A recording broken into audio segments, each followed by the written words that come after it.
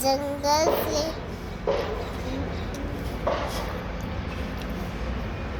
एक हाथी जा रहा था जंगल में, उसको शेर दिखा, मोटा इतना इतना ऊंचा था, मार भी सकता था हाथी को।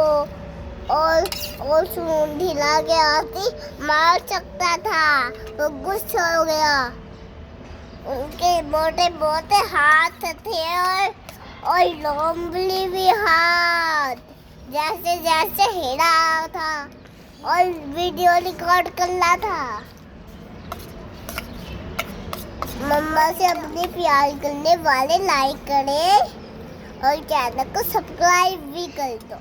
लाइक कर सब्सक्राइब नहीं लगा और चैनल को टाइप कर लाइक कर दो और कमेंट में चैनल को वीडियो को दबाओ, चैनल को सब्सक्राइब कर दो।